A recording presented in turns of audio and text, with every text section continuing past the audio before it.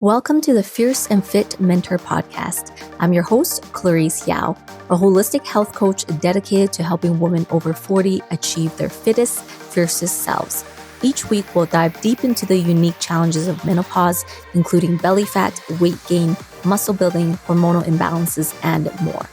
These episodes are recorded live from my free Facebook group, Fierce Women Sculpting Powerful Bodies and Champion Mindsets.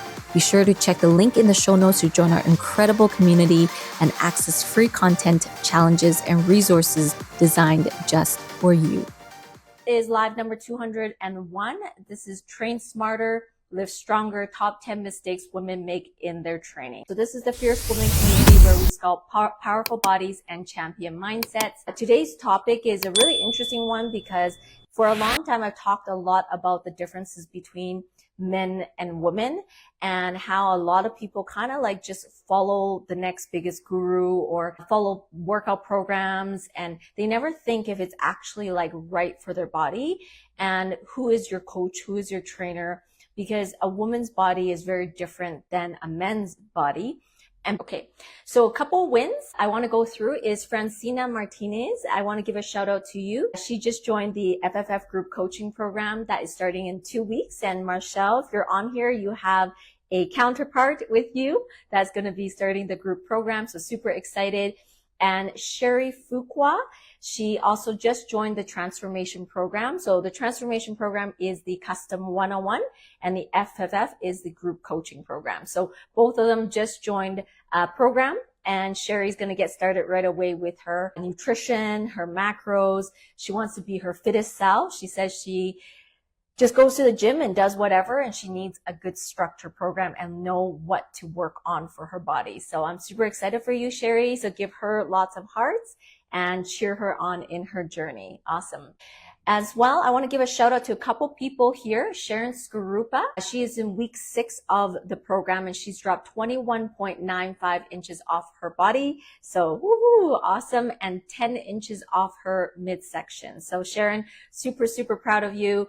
And Dana May, this one's a big one. So she dropped 45 inches off her body around about 6 weeks as well, and approximately 20 inches off her midsection. So that's a lot. Now, she had a really big belly, so dropping 20 inches all around like that big belly is huge. So super, super proud of her. Give her lots of hearts, give her lots of congratulations and confettis and everything. So awesome. So Dana, we are proud of you. Sharon, we're proud of you. And everybody else in the programs, keep working hard because I know there's a lot of great results, okay?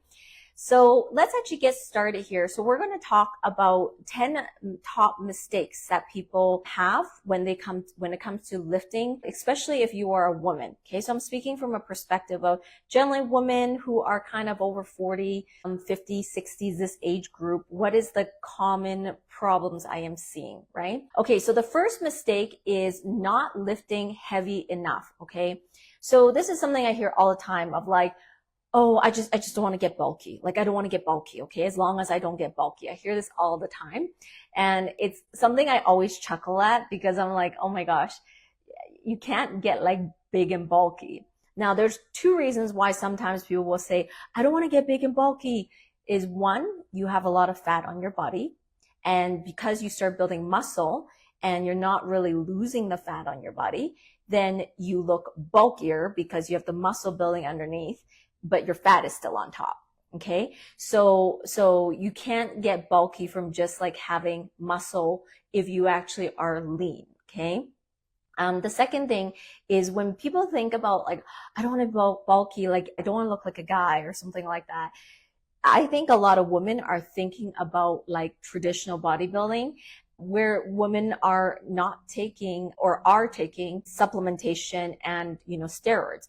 Because if you are naturally, from a natural woman's perspective, you cannot get super big and bulky. But if you think about maybe competition, people are taking things, then yeah, of course, because they're playing around with their hormones, right? So this is something that I want you guys to keep in mind. We're going to go deeper into the science of like the hormones and all of that. Okay. So I'm kind of curious, everyone who's on here right now, how many of you are scared of being bulky, or you've ever said that. If you're scared of being bulky or building too much muscle, put it below. Anybody here feel like you would get too bulky, fear of being bulky? Put it below. Okay. So I think that like a lot of women, they don't push themselves harder in their training and in their workouts because they are afraid of this. Okay. But let's dive into some hormones here. So in regards to the hormones, so the first thing is, what is responsible for this like bulk, the size of your muscle? Do you guys know what is responsible for that? Do you guys have any idea? So what is responsible for the size of your muscles? The hormone responsible for you to get big and bulky is going to be testosterone.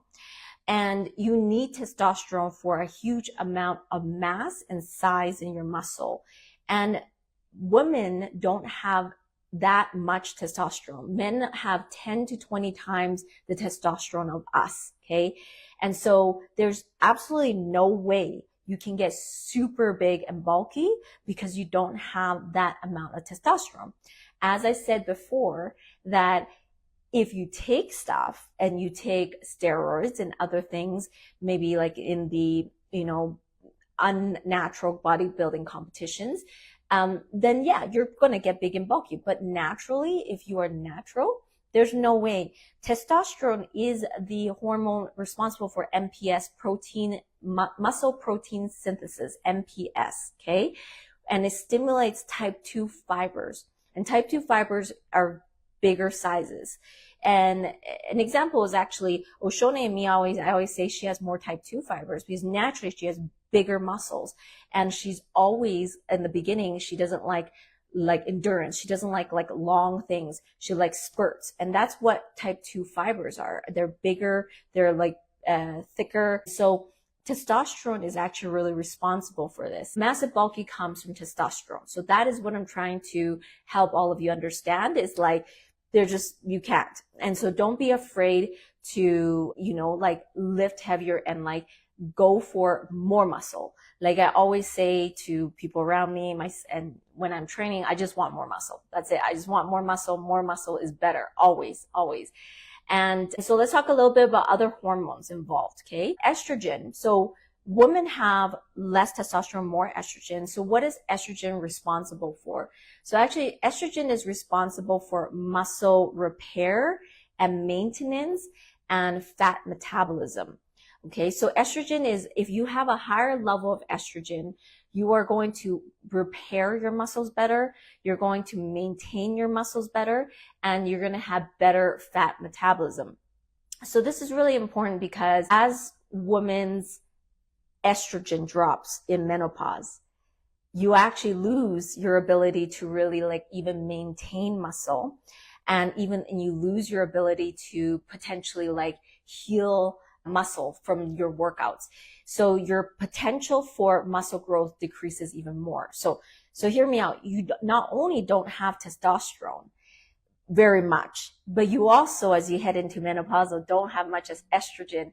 So you can see why so many women, as you age, you lose muscle so fast, and it's very hard to maintain that muscle mass. And it just seems to, you lose your butt, you don't have a butt anymore, you just don't have your shapes anymore as fast because of this declining estrogen, right? So it's really, really important that you lift, and you lift more and heavier because of this drop, okay? So this drop means you need to fight it. So the next hormone we're going to talk about is the growth hormone. So women, we depend way more on estrogen and growth hormone for our muscle building. And we don't depend much on testosterone. A little bit, but not a lot. Most of our development actually comes from estrogen and actually growth hormone. Now, if you understand the amount of growth hormone a woman has is actually way more than a guy. Okay. So that's a plus for us. It's way more than a guy. Okay. Growth hormone, if you understand how it works, it does not produce size. What growth hormone does is it produces lean muscle mass and very toned body. So this is actually why you can see for a lot of women, including myself, we're not super bulky, but we're so strong, because that's actually what growth hormone does. Growth hormone actually pushes the development of a lot of lean muscle, very good endurance-based muscles, muscles that can like sustain a lot. And that's what we want to like capitalize on. We want to capitalize on a growth hormone and capitalize on as much estrogen as we can. I know it's declining with age, right? But because growth hormone does not produce size, it produces more lean tissue. That's why we are in a bit of an advantage in that side of things, of like, we just will gain lean body mass and not a lot of bulk. Okay. Now, to be honest, for bodybuilders, like maybe like myself or Shone in the past, I'm not competing right now. Sometimes we don't like that because we actually want size. For some of us, we want bigger size. So that's kind of why you need to train a certain way to try to boost a little bit more testosterone. Of course, you just will never reach that level, like I said, right? So this is just to help you understand that part. Another factor is muscle fiber differences. So for women, we are naturally more with type 1 fibers, okay? Type 1 fibers are for endurance, sustained effort, and we actually burn fat better. We're better fat metabolizers than men. They have more type 2 fibers, which are fast twitch, power-based, speed, all of that, right? So they're really good with that type 2 fibers. And so the thing is, like, women normally have more type 1 fiber, but they have some type 2. But as women age, they're going to lose that type 2 fiber faster and faster. And this does become a bit of a problem, because like type 2 fiber, it is part of the size and about speed and about like power and like all this. And so a lot of women actually are not conscious of this. And this is why they start moving slower. They're not so fast in their movements. They're not so, power based. And so one of the things I would say, kind of on this topic, is you need to understand how to train to maximize your hormones. So instead of doing your bicep curls and, shoulder stuff, do some power stuff. I posted my teaser yesterday for a reason. What was I doing? Anybody remember? Tire flips, ropes, battle ropes, one-legged burpees. Yes? So one of the things and you need different kinds of training. And so this is something I speak a lot, is you need to have muscle building for certain muscle shapes and sizes. You need this. But as you age as a woman, if you don't want to lose all your type 2 fibers, and if you want even better size, better look of your muscles, you need to incorporate some. Those are all power movements. Those are all like strength, speed, like different things, speed with the battle ropes, right? So a lot of women don't train like that. They just go to the gym, do some shoulder press, some squats, some deadlifts, which are good. I'm not saying those aren't good. It's just what you need to do to maximize it. And it depends on a lot of things, which I'll talk about later. It depends on your body and where you are in your menopausal stage, because the things you do will affect your hormone response. But in this topic, on this current topic, is how do you maximize your, the muscle in your body without being bulky, right? That was one of the first things I said, right? So, but yeah, like, it's like, how do you gain muscle without gaining tons of bulk? And a lot of you say you're not afraid of the bulk. That's great, because you don't have to be afraid. Just go and build as much muscle as you can. Like, keep packing it on. Like, for every woman listening right now, you say, I just want more muscle. I want as much muscle as I can. Never be afraid of getting too bulky. The only time I say that is if you are taking enhancement supplementation. That is totally different. But I said this earlier that, it depends on you, and like, if you are defining how you're defining bulk. If you have more fat on your body and you're building muscle on top, it could just look bulkier. You're just never going to look like a guy. You're just going to look really toned and fit overall as a woman. Okay. So number 2, okay, doing too much cardio and not enough strength training. this is a second, mistake that a lot of women make. Now, I know it's changing. I know the trend is changing. I know a lot of women, older women, are going for like more strength training, all of that. But I still think it's there. I have clients who like does their weight training and then they kind of somehow go back to doing cardio, or if they're too busy, they kind of skip some strength training and they go and do cardio. And I think this is important because, as a woman, this is statistics. You will lose up to 30% of your muscle mass by 50. So if you are in your 50s now, and if you haven't really trained much, you have already lost 30% of your muscle mass. Okay. And so the decrease of estrogen during this stage really greatly decreases muscle protein synthesis. So this causes, because of the decrease in estrogen, it causes your muscle to drop very, very fast. So it's kind of like you don't want too much cardio. Okay. You need a little bit. I always say a little bit, but you don't want too much because your muscles will drop off very, very fast. As well, at this age, the estrogen drop, you're more insulin resistant due to the estrogen drop. So when you do too much cardio and burn off your muscles, you will cause your body to basically become more likely to be insulin resistant because you don't have the metabolism to take all of the food and carbs, right?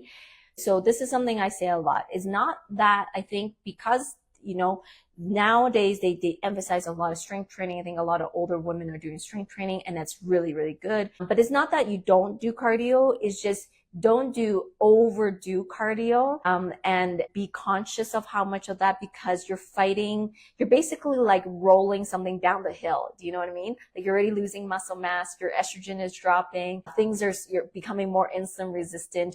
And so if you do too much cardio, it just kind of makes that whole situation worse, right? So that's the thing, is you want to have strength training in your program.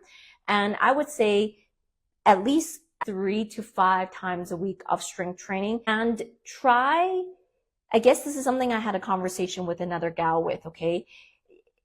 I understand you sometimes are busy and you can only maybe get 20 or 30 minutes in, but to really build muscle, you do need to spend some time in the gym, at least 45 to an hour, because you need to produce the muscular break in your muscles.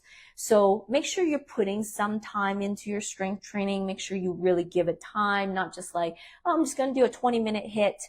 Hit is important, but I'm talking about strength training, specifically strength training.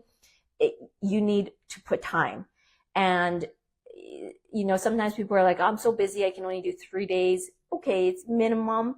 But if you really want better muscle growth, try to do a little bit more. Okay. So who here believes that they need more strength training? So if you believe you need more strength training, I want you to put more strength training below. Okay. A lot of women just don't strength train enough. They go to the gym or they do some stuff, but their actuality of actual strength training isn't actually long enough for it. So who here thinks they should have more strength training in their day or in their routines? Put it below. Okay. So number 3 is not eating enough protein for muscle growth and recovery. So most women do undereat a lot of protein. Now, I know it is getting better. I know women are conscious of this. However, even with coaching a lot of my clients, when they first come in and then I observe the way they log their food and what they're eating, I would say is pretty accurate. Like a lot of women, they think they're eating lots of protein, but they're not, Remember, your quality of your protein is really important as well. It's not just quantity, but it's quality. If you eat crappy types of protein, it's not going to do as great in your body. And there's such thing as I talked about bioavailability. Okay. So bioavailability means how available is that protein or that nutrient to your body. Some proteins are more bioavailable than others, and highly processed proteins, they're still going to be protein in your body, but they're going to they're not going to absorb as much. And in the meantime, if they're bad quality proteins, they will inflame your body, which makes the whole situation worse, because if you inflame your body or create inflammatory situations in your body, then it's hard to build muscle. Yeah. Because as soon as you put your body into a state of like inflammation, it is not going to be in an anabolic state. And this is kind of one of the things that people drinking different shakes or like different, like, I don't know, hams and different things that they're putting on their food. And like, I'm eating more protein. I ate this sandwich with more protein in it. Yeah. But it is problematic in the types of protein, right? So this is kind of what I mean is, yes, a lot of women undereat protein, but also they do not know really the quality and type of protein to eat. And without, like, they go to the gym, but they don't fuel it properly, and therefore they're not building the muscle. Did you know, as a menopausal woman, you do need more protein than a 20 and 30-year-old? Did you know that? You need more protein than your younger counterparts to counteract your drop in muscle. So you gotta make sure that protein is in. Typically, I would say there's a big variation, right? But like at the minimum, at least like 1 to 1.2 grams of protein per pound of body weight. But that in many sense could still be low, just so you know. That's like a general recommendation, but that could still be on the lower end for muscles. The best way is to really like start to understand more about your macros, because so there's 3 things you need in you building your muscle, okay? So this is something I talk a lot about. So there's a whole protein craze, and everybody knows, everybody buys protein shakes, everybody eats protein. I get this. But again, I don't think enough people really look at, it's not just protein. It's what? It's protein, carbs, and fat. You need all 3 macros to really make this happen, okay? Yes, protein is responsible for the actual muscle building, but if you don't have the right amount of carbs or there's different classes of carbs, you're not going to be able to have proper energy and not proper recovery. And if you don't recover properly, then you're not going to build muscle. Remember one thing. You do not have much estrogen or dropping estrogen. So your recovery rate is much lower. So you need carbs to be able to recover, right? But it's just what kind of carbs and how much carbs and how insulin resistant you are. If you're more insulin resistant, which means you're not able to absorb carb well, then we have to be careful about that carb, but you still need a little bit to build. Okay. And then fats are extremely important, which I'll get into again in another point more later. Fats are so important for a menopausal woman because they are part of the hormone balance and metabolism. They really fuel your metabolism and all your hormone balance.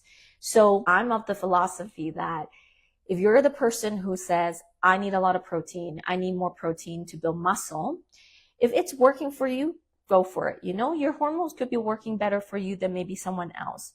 But if you're, working out, you're taking protein, but you're not seeing the results of what you want, I really challenge all of you to think more carefully about, it's not just protein, okay? It's protein, carbs, and fat. You have to understand the balance of the macros and how they come together, and where do you position certain things? Like, when do you allow yourself to have more higher carbs or higher fat for your body? Okay. So if you want to understand more about macros, I want you to put macros below. And one of the things I wrote here is actually about eating smarter. And that as women age at this age, you can't just try to follow what everybody says or just follow the next big fitness male model say something, like you have to eat smarter. You have to eat smarter, and eating smarter means you actually truly understand your macros and know how they come together and what they do in your body, because they have different roles in your body, right? So number 4, we're going to get to mistake is ignoring compound lifts, okay? And focusing only on small isolation exercises. So I see a lot of women go to the gym, and not everyone, but I'm just saying I see this sometimes. Women would just sit on the machines and do the machines, or they would do like tricep kickbacks, and they just, because they don't like their arms, or they do their glutes because they want more butt, so they like do these isolation exercises. And there is a point for it. I get it. But the mistake is kind of doing too much of those isolation exercises and not enough of big compound movements, okay? Big compound movements stimulate more muscle fibers. They stimulate growth hormone and insulin-like growth factors, okay? So if you remember, I said your body as a woman does not function highly on testosterone. It functions more on estrogen, growth hormone, and also insulin growth factor.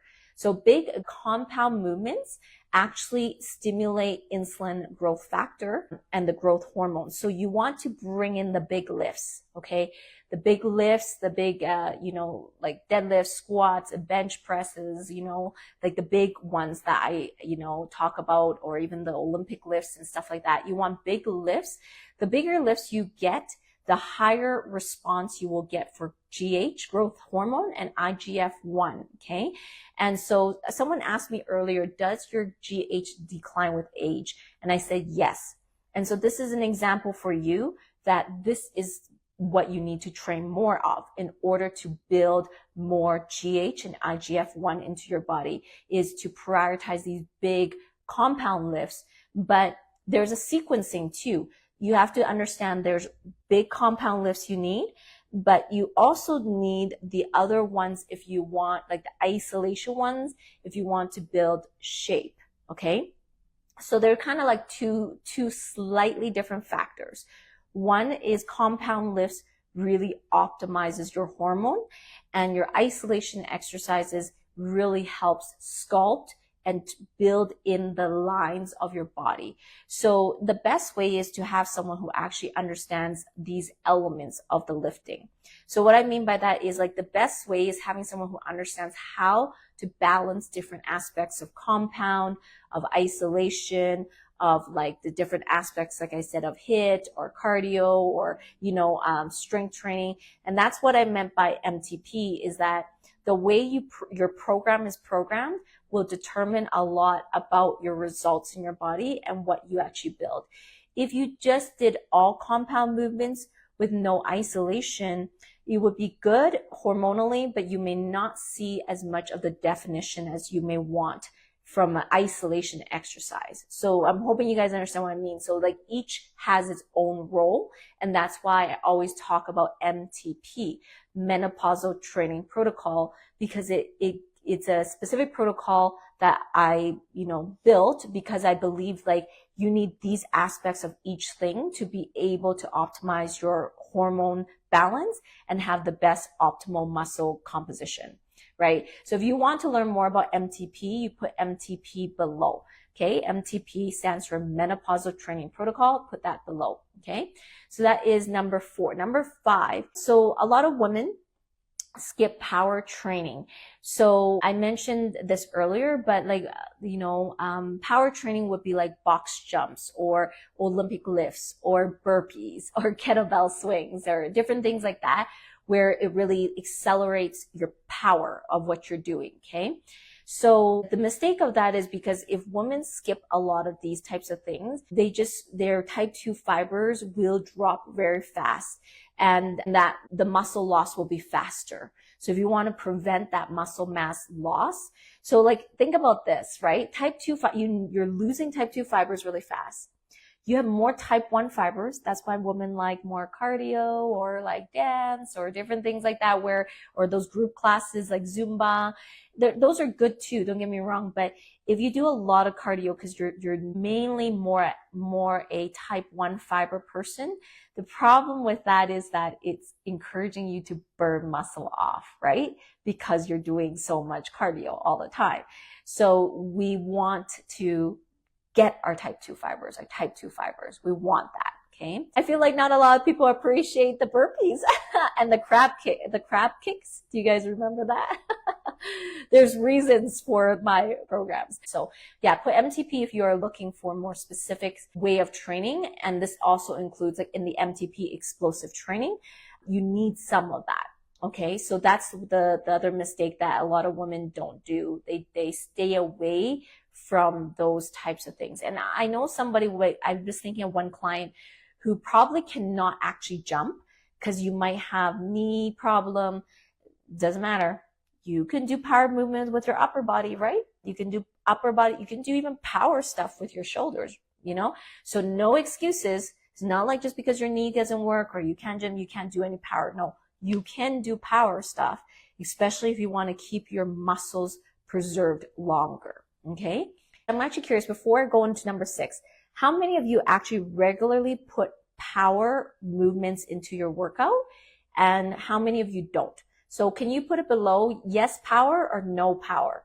Like yes power movements or no power movements. If you actually regularly train with power, and that's, in my experience as a fitness coach and trainer, not many women, unless they've been designed a program or they very specifically have a goal.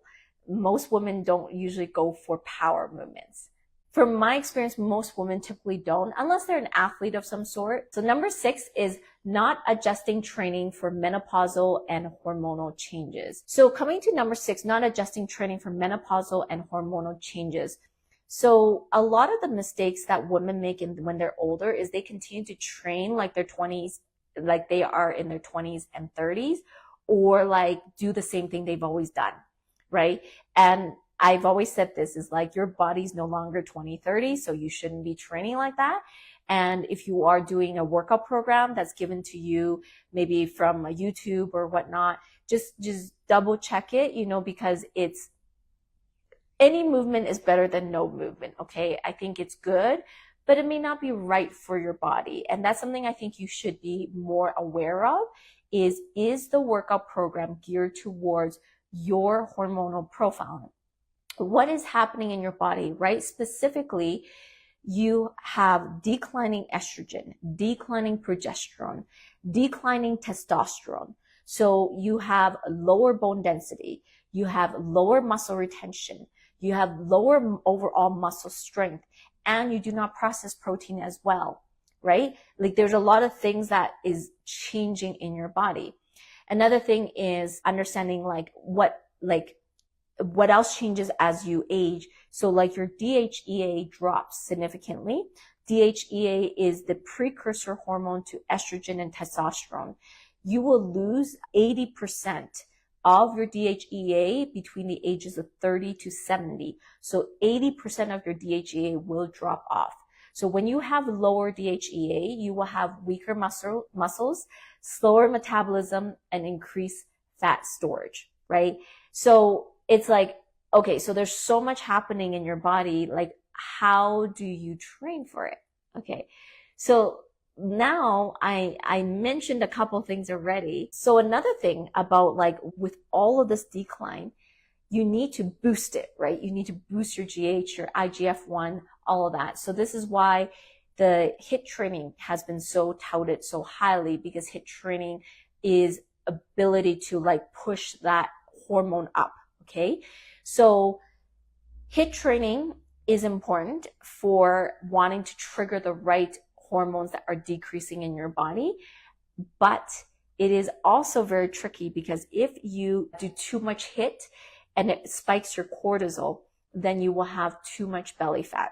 So that's kind of why, I forget who was just asking earlier. That's why I said there's MTP, meaning MTP, you need heavy lifting. You need HIIT. You might need LIT, which is low intensity interval training. You might need some cardio. You might need, some mobility work. You need a lot of different things, because they all have a function in your hormonal profiling. And it's about knowing the right percentages and like how much should you do of each, right? And MTP will be different for different people. Like for somebody like Dana, who just answered, she did power movement because she's in my program, and hopefully she is already doing the program and doing some of the power movements in there. But she has a really big belly, right? She has a huge belly. So only a little bit of HIIT is going to be appropriate for her. Like it's not gonna, like if she does way too much, it's going to spike that cortisol, like crazy, right? So it's like understanding, okay, what do I need as a woman over 40 to train more properly? So number one, you need to strength train more than you did in your 20s and 30s. Did you hear me on that? You need to strength train more than you did in your 20s and 30s. You need to ensure there's the right protocols in place, like I said, of the different types of workouts. And you need to ensure that you have lots of healthy fats, because the fats really support your hormonal balance, and it affects, because all of the hormones I just spoke about come from like the fats, right? So you need to ensure there's lots of good, healthy fats. So this is kind of why I said too, like knowing your macros is really crucial. Protein, carbs, and fat. Because everybody says, oh, protein, you got your protein in? Oh, you want to build muscle? Get your protein in, right? And I understand why they say that, but I also think like for a menopausal woman, that's actually not fully accurate. If you don't have the right amount of fats, good luck. Where's your hormones going to come from? How are you going to produce your HG? How are you going to produce your insulin growth factor, right? So you have to know macros, like I said, all of it, protein, carbs, and fat.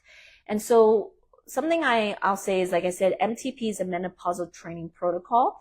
If you haven't put that down yet, you could put that down. You could also put the DNA methodology. DNA methodology was one that I came up with earlier, a few years ago. But the DNA methodology is more about the integration between nutrition and workouts and structure systems. So if you want to learn more about our DNA methodology, you can put DNA below. Whereas menopausal training protocol is more specifically referring to the division of the types of workouts you should have. Okay. So MTP protocol is like, as a menopausal woman, how do I divide my workouts? Okay. Like I said before, you need compound, you need isolation, you need strength training, you need like HIIT, you need like, that's what MTP is. But DNA methodology is about the integration between nutrition, workouts, and accountability structure systems to make everything come together. Okay. This is very common. And this is because as women age, they reach another stage of their life. Their kids grow up, they're not as busy, they now have time more for themselves. And there's this whole like new menopausal health craze now, right? Everybody is on this train of menopausal health. So they're like, I'm going to go to the gym, I'm going to train, I'm going to do all this, which is great. But sometimes it makes things worse. And it does depend on your hormonal profile. Like maybe if you have good hormone balance, you might not have any issues at all. But if you don't have good hormone balance, this is going to throw you for a big loop, right? Because overtraining and your body cannot recover as fast is a big problem. Why can't your body recover as fast? Because it does not have estrogen, right? Estrogen is the hormone that helps you heal your muscles. With decreased estrogen means you actually cannot heal as fast, and therefore it is recommended you do absolutely schedule your rest and recovery times in, which the ones who I build programs for, like Dana and who else is on here that I coach, that you guys notice you guys have those things scheduled in, right? So you have to make sure that you schedule time for that. You also want to make sure that you don't skip mobility and joint care. Okay. So what do I mean by that? Going back to MTP protocol, because I said MTP protocol is like the divisions of what you need in your workout program, is the mobility work is working that joint, right? Like the joint mobility, the ball and capsule. Flexibility is working the muscle fibers themselves, right? You need both. But the thing is, joints are particularly important for women and older women or aging women, because in estrogen, you will start to lose collagen and connective tissues, right? So when you lose your estrogen, your connective tissues become weak and brittle. And then this is where you're prone to injury. So it's very easy to injure shoulders, very easy to injure knees. So really ensuring that you have good mobility work. Like Zeta says 2 days, and she has this stretching mobility program I give her because like she didn't ask for it, but I just know she needed it. She needs to move her joints because of things like this, right? Because it's like you need to keep that joint very mobile, especially the heavier you lift. Okay. The heavier you lift, the more that your joints are being moved and worked, and you have to make sure that you recover and you have in your routine some sort of mobility work, some sort of flexibility work. Make sure you always warm up, make sure you always like cool down. These types of like standard protocols are super, super important. And so again, this kind of goes back to what I said, MTP protocol. If you are thinking in your head, okay, I work out 6 days a week right now, how am I dividing this workout? What things am I incorporating in my workout over 6 days? This is the type of stuff that you want a little bit more guidance on. Otherwise, I see a lot of women overemphasize either too much strength training. Maybe not. I feel like now women are not as much cardio, but I think one of the barriers is women doing too much like strength training, and they're not like giving themselves time to like do other stuff, like the mobility, like I said, like maybe HIIT, like other stuff that will actually improve other aspects of their body, right? So how many of you believe you have a really balanced program? If you believe you have a very balanced program, put it below. If you feel like you're missing something, tell me what you think you're missing in your workouts right now. What are you missing that is not allowing you to have the best outcome as a menopausal woman? What are you missing? So if you think it's balanced, like I said, put balance or put what you're missing. So number 8 mistake I find is a lot of times women don't focus enough on upper body work, okay? Upper body strength. So a woman's lower body strength is typically close to a men's, like a man or a men's, because they have usually about 70 to 80% strength equal to a man. So this is good. I mean, we know that women are strong in their lower body, but women actually are very weak in their upper body. This is probably no surprise for a lot of you, but they only have about 50, maybe 60% strength as compared to a guy. And this is like probably for pound, right? So they actually are women are very weak in their upper body, right? And a lot of times because they're so weak, they don't like training it. They don't like to really do the push-ups. They don't really like doing the upper body stuff. And this is where, again, super important that you make sure you're training those, like all my clients here, you're not getting away. You have to do your chest stuff. You have to do your back stuff.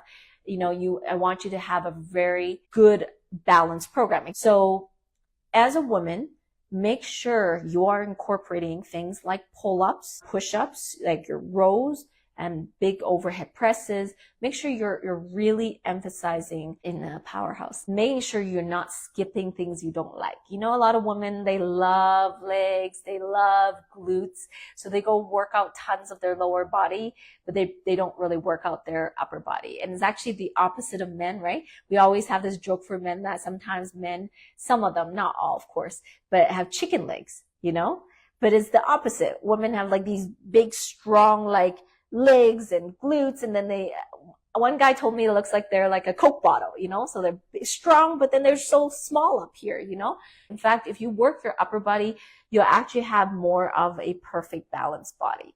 Okay. So work that upper body. So again, if you're listening to me and you're like, well, I don't like, there's a lot, like, how do I balance all the stuff? Like she's saying, I need this, and then HIIT, and then this, and the upper, lower, compound this, HIIT. Like I said, if you're wanting better programming, then just put programming below. I just call it the MTP protocol. But if you're like, I want to balance every part of my body, put like I said, program or balance below is good. This is actually Sherry Fuqua, who just joined my transformation program. That's why she joined it, because she says, I go to the gym and I do, she goes 5 days a week. But she says, like, I just don't see the results. Like, I do different things every time I go, or I try different moves, but I'm not seeing the results. I'm not building the muscles I want. Okay, number 9 is ignoring insulin resistance and fat loss differences, okay? So many women follow the same fat loss strategies as men, not realizing there's big hormonal differences between men and women. The very first thing is that men metabolize carbs extremely fast. Why? Because when they exercise, they are actually actively burning carbs like crazy. Did you know that as a woman, you do not actually burn carbs that much? We are actually called fat metabolizers. When we work out and train, we actually burn more fat than actually carbs. And so this is why it's so different in how you need to approach your nutrition with nutrition and muscle growth, and what you need to eat before you go train or build muscle. You will hear a lot of times, especially if you have a male trainer, and again, not everybody, but typically they will emphasize a huge amount of carbs, okay? Because they want you to grow muscle. But that is sometimes from a male perspective, because again, the science has shown and the studies have shown that you don't metabolize carbs that well. You metabolize a little bit, but you are mainly, using up more fats, which is why you actually need to have good fats in your body. You have to have a little bit of carbs still, but it's like you not too much, okay? Especially if you have a high body fat. Now, in terms of body fat and all of this, let's talk a little bit about this. So women have about 6 to 11% more body fat than men. We kind of know this. Women naturally we're fat metabolizers when we work out, but we are also fat stores, okay? Because of our genetics, that as a woman, it wants you to store fat more. So the thing is, if you don't work out, if you don't work out, you don't burn more fat, right? Because you're a fat metabolizer when you work out. But also, if you don't work out and you don't have the muscle mass, the natural tendency will be the fat will distribute really fast, and it will distribute very quickly into the abdominal area, okay? Why? Because of two things. One, when your estrogen drops, your androgen hormone rises in comparison. And androgen hormone dictates your body to put fat to the central part of your body. Okay. So as you have fat, normally it would have put it maybe to your glutes, to your hips, and to your breasts. Now, as you are older, it doesn't put it there anymore. It puts it to your belly, right? The second reason of why it will actually put more fat to your midsection is because of insulin resistance. So as you age, like I said, your insulin resistance actually climbs. And as it climbs higher and higher, your fat on your body will just keep going to the midsection, okay?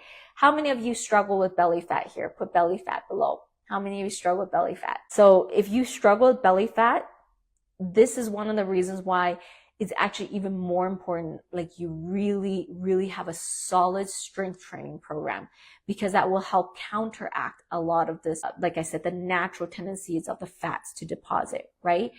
In terms, I've already spoke about this, but with us being fat metabolizers and not so much carb metabolizers, you have to know how to balance your carbs / maybe cycle your carbs. Now, balance carbs, cycle carbs, this type of stuff is a little bit higher level knowledge. And I would say like it's just not something I can tell you to think about it, but until you work with someone one-on-one, because some people are not, because their insulin resistance is so high, like they may need to go extremely low on the SCs, the starch carbs, but sometimes they're not so high, but their ability to work out is very high. So their SCs may have to be a bit higher. So this is one that you really need somebody who's going to work with you to understand your carb intake level, because of the differences in how women process carbs versus fat, right? I mean, it's probably easier if you could just burn off all your carbs like a man, but you can't. That's what I'm saying. Because you can't burn off all your carbs, then you need to be better with understanding the balance of how you balance your macros. So if you want to learn better about the carb side of things, you can put carbs below, and then we can connect with you about understanding the carb cycling, carb loading, carb intakes, different types of carbs, that type of things. So belly fat requires a holistic approach. Like I said before, you need to hit it from many angles, right? So I mentioned this to you already, but estrogen improves insulin sensitivity, right? So when you have high levels of estrogen, then you will be more insulin sensitive and you will process carbs more efficiently. But as estrogen drops, you're not going to be able to process that carb as well. And because of this, you have to really pair your workouts with really excellent nutrition.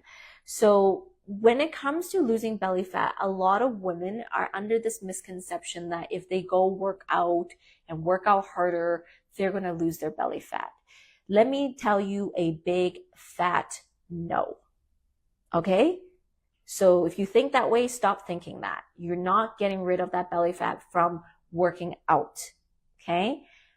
Getting rid of belly fat is about your nutrition. You have to get very good at being able to control that insulin, okay? And controlling that insulin means you have to understand how to eat. Like I said, so one of the things with insulin is carbs, which I just mentioned earlier, but also, inflammatory markers like processed carbs, excess sugar, all of these things worsen insulin resistance, right? So a lot of you, if you have been working out a long time and you still struggle with belly fat, what it's telling me is you really need to fix your nutrition, okay? I can't emphasize this enough. Like I see so many people tell me, oh, I go to the gym, I work out, I eat my salad, stuff like that. And I still have a belly. And the thing is, that's because you eat your salad, but you ain't looking at what's in your salad. And it's like people are not actually looking at what's actually in their food. Like I was coaching another gal and her food overall seems kind of healthy because she's like, I'm choosing this, I'm choosing this. And then I asked her for the ingredient labels of those different things. And then lo and behold, all of those things had inflammation markers in it, right? So I think this is something that like your belly fat, you need to control that with bringing down inflammation, and it's not just working out. But if you want to build muscle, you also need to take your body out of a high inflammation state, okay? Because if you're in a high inflammation state, you cannot build muscle. When you break muscle down into micro tears, there is innately inflammation happening, but those are like minor inflammation that your body can heal from. But when it's a high level chronic inflammation, your body cannot put your body into muscle building mode. So if you think about in your head, like, do I have inflammation? Do I know the quality of food I eat? And you don't know, I want you to put quality of food below, okay? Because quality of food will affect fat on your body and will affect whether you can build muscle. So put quality of food below. And one more thing about this is fiber. So in regards to helping you control insulin, you have to make sure that you get enough good fiber into your system. That's why, eating a lot of vegetables and things like that also really helps with your estrogen balance, as well as like controlling that insulin. Okay.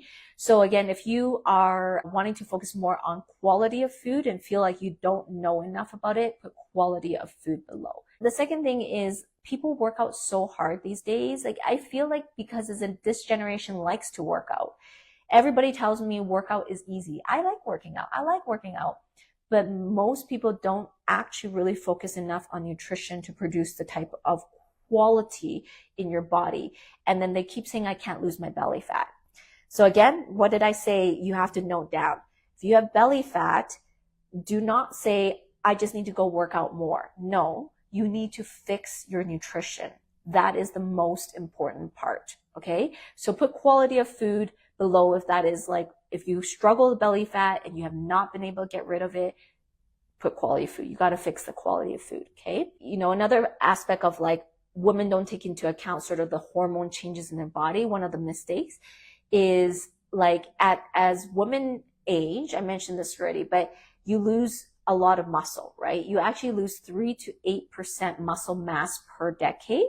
So with less muscle mass, you have a slower metabolism, which typically leads to more fat gain, right?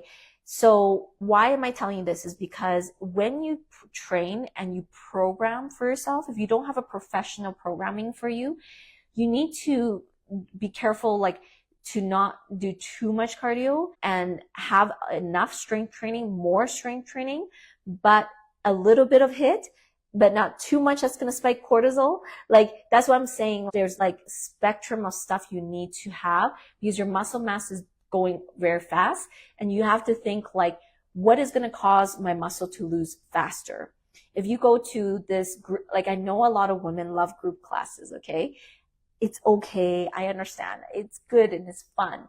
If you do too many group classes, what is going to happen? You will lose a lot of muscle, right? Because a lot of the group classes are very like cardio based or intense, and some of them are muscle building, but maybe not quite as specific as you need it, if that makes sense. Maybe it's not as specific in the muscle building that you need it to do the MTP protocol, what I said, right? And you need to avoid, so because of your hormone fluctuations, your muscle mass is decreasing so fast, you need to avoid dieting. I know there's ones where they do like, what is that? Combat? I've seen that one where it's like power based. But the problem with that is a lot of these classes are very like, let's go, let's go, let's go, let's go. Next set, next set, next set. Let's go, let's go. Okay, pump the music. Let's go. You know, like I get it. But is it doing you a favor? Like, and I always say one thing to you is that if you have results, then you're good. You know, I'm happy for you. You may have a body that has great hormone balance, all of that. You don't need to be on this live, right? I'm obviously speaking to a population who is struggling with belly fat, who have been working out, who don't see the muscle they want. They have excess fat. They cannot get rid of it, have hormonal imbalances. This is whom I'm talking to, okay? And this is why I say what I say is that sometimes the group classes, they can be good for community and a little bit's good. Just be careful because again, you are fighting a losing battle. You're losing muscle extremely fast as you age, and you cannot afford to keep going to like 4 or 5 days of these classes and not taking time to train yourself on other aspects, right? Why do I say you have to be careful to not yo-yo diet? Is because yo-yo dieters, do you know what happens to you? You lose muscle super fast. You lose a little bit of weight because you're just burning off maybe a little bit excess fat, but also muscle, and you're not really like building the shape, right? But for all the dieters and the yo-yo dieters, that every time you diet and you try to restrict or do this or go this one and that one, you're causing a lot of metabolic damage. It can be healed, but it does cause that damage. And you are risking a lot of muscle loss. And so every time you do that, your potential is less muscle you burned off because maybe you restricted or did certain things, and then increase fat. So that is not good news for anybody, right? Yo-yo dieters, we don't want to decrease muscle and increase fat. We want to decrease fat and increase muscle. How do you accomplish this? Everyone on here, this is really important. How do you accomplish losing fat and building muscle? This is the process called body recomposition, okay? Body recomposition means you lose fat and build muscle at the same time. And this can only be accomplished when you are actually truly lifting, actually like heavy and a really good program with excellent nutrition. Because the excellent nutrition will help you drop the fat. But that requires the pairing of the two. It's a science, exactly. So I did a number of body recomposition lives, I think at least 3. But yeah, if you want to learn more about body recomposition, put body recomposition below, because this is the thing is I think even my current clients have asked me, wow, Clarice, I drop a lot of inches, but how come I only drop a little bit of weight? Cindy Hutchinson, perfect example. I used you as an example, Cindy. She dropped so many inches, and she dropped a little bit of weight too, but not as much as for inches. Why? There's a big reason why. So Dana says she's been noticing more muscle lately. I'm impressed. Good, Dana. Because Dana actually lost a lot of inches, 40 inches off her body. Dana had a huge belly. Cindy, you and Dana are very similar, by the way, just so you know, both of you. Really big belly initially, and Dana is starting to drop. She's in my transformation program. She dropped like 20 inches off her belly. So she is dropping. Her weight only shifted like a couple pounds. And she's like, I don't understand. And I said, because we are first dropping a lot of the inflammation and a lot of the like healing your body, and you're building muscle at the same time. So I don't really care about weight so much. It's about what's actually happening in your body, right? And as the more you work out, not only muscle, but it pushes glycogen, which is what you want, into your muscles. So your muscles become more glycogen absorbent. Of course, you're going to probably weigh a bit heavier, but that's a great thing. I'm like, so that's why I tell all my clients, stop focusing on weight. If you've lost 40 inches off your body like Dana, she should be happy. And I had that conversation with her. She's like, yeah, that's true, but I was kind of looking at my weight, so this is what, on this topic of women don't really take note of like how their body's changing and training according to their hormones and the stage of life is at this stage of life, if you want the best results, you need to be approaching it from a body recomposition perspective, right? So body recomposition, put body recomposition if you want to learn more about that. So what I'm saying to all you ladies is try not to go for any fad diets. Don't try to go restrict this, restrict that, do this. Honestly, do it the healthy way. Okay. Do it from a body recomposition perspective. Work on it for the right way with good nutrition to lose fat, and have a really good strength training program to build muscle, and you will be so happy with your body. You will be proud of the way your body turns out, right? So, okay, so like I said, put body recomposition below if you have not. Now, last mistake, okay, and then we're gonna wrap up. Last mistake is more a mindset thing, okay? So I would say the last mistake is that women often ask me, they say, am I too old to build that muscles? Or am I, I don't know, I'm 60 now. I don't even know if it's realistic to think I can build muscle. This is what I want to look like. And I think they want it, but they're just kind of afraid to say it because they don't think they can do it. And I'm like, oh my gosh, do you know about Ernestine Shepherd? Do you know about Joanne on the, what's her last name? Her son and her daughter and son-in-law compete. But these gals are 80 years old in bodybuilding, right? So I think never put a limit on yourself. No matter what age you are, you can build strength. And actually the science studies, there's actually scientific papers that show that even in your 70s, if you really do it well, you can see massive increase in your muscle size and shape, even in your 70s. Okay. So I think never underestimate when you can start. If you're listening to me and you're 66 or 68 and you haven't really strength trained, that's okay. You still can start now and you still can build the body that you want. I know you might be like, but I'm 68. I'm telling you, you 100% can build it. But is it a little bit harder? Is it that you have to be better with your nutrition?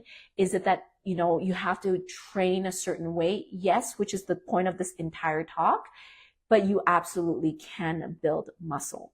The one thing I'll say here with the mindset part is structure systems. Now, you might wonder why I say structure systems with mindset, because in my experience, if you don't have a structure system, your mindset is going to be all over the place. Let me tell you why.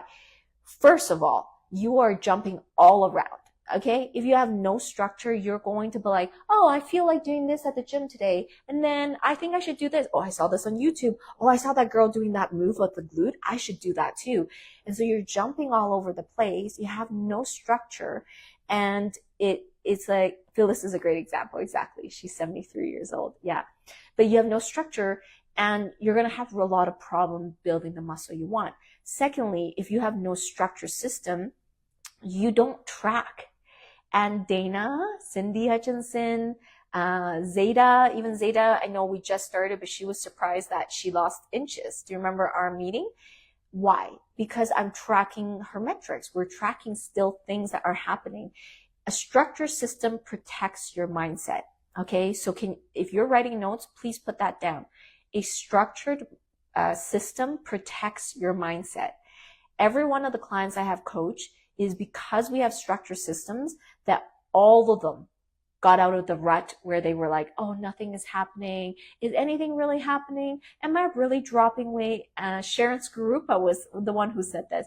She's like, I was starting to think maybe nothing is happening because my weight isn't shifting much. She's like, I'm really glad we're tracking everything because now it makes sense, So structure systems protect your mindset, right? So if you're someone who doesn't have any structure, or you're just laissez-faire, you're just doing what you think needs to be done, I really strongly encourage you in menopause. You do not have the luxury to play around. You also don't have the luxury to play around with food too much. This is something I talked to quite a few guys, obviously, in the gyms, and a lot of males, it's part of their mindset is, I just figure it out myself. Like, I just kind of like experiment and like play around with the food, and then I kind of figure it out. And remember, male psychology is they love fixing things, right? Fix the car, fix this. They like that kind of stuff, right? But one thing, and I get this because I talk to a lot of males. Males are very much like, I can fix this. I can fix this. I can figure it out myself, right? But females are a little bit different in a couple regards. Number one, you guys are not typically as logical. You're very emotional. Typically more emotional. So typically a lot of decisions that women make are very emotional. They are like, oh, like this happened and then no, it's not working. I'm going to give up. So what I find is like women do tons of this. And that's why you really need more structured system. But two, the second factor you must consider is a male does not struggle with hormonal fluctuations like a woman. And you have way more fluctuating hormones working against your body that your trial and error of like, oh, I'm going to try this, I'm going to try that. 3 or 4 months later, doesn't work. I'm going to try something else. And then, you know how crazy that is to your hormone system? And this is kind of why I say, when you talk, some of you talk to your husband, it's hard to maybe get your husband to understand sometimes what you go through, because their brains and their bodies operate in a very different way. And sometimes they're even like, just go do it yourself. How many of you have had or heard of your husband or guys around you or people around you that are kind of like, why don't you just go to the gym and do it yourself and just do it yourself or figure it out yourself? That is a very guy thing to say. How many of you have heard people say that before? But yeah, like I hear it a lot, and I think it's just, you have to remember, the one thing I want you to take away is that how a male trains, how a male eats, and how a male recovers is so different from a female, and particularly a menopausal woman. So make sure you are really honing in on like techniques and strategies that is good for your body, for your hormone levels, and have the right, like I said, structure to your training. Okay? Thanks for tuning in to the Fierce and Fit Mentor podcast. If you enjoyed this episode, be sure to hit the follow button on Spotify, subscribe on YouTube, or wherever you're listening so you never miss an episode. If something in this episode resonated with you, please leave a review or share it with a friend who'd love it too. Your support means the world and helps us reach more amazing women like you. Until next time, stay fierce, stay fit, and let's keep building your most powerful self.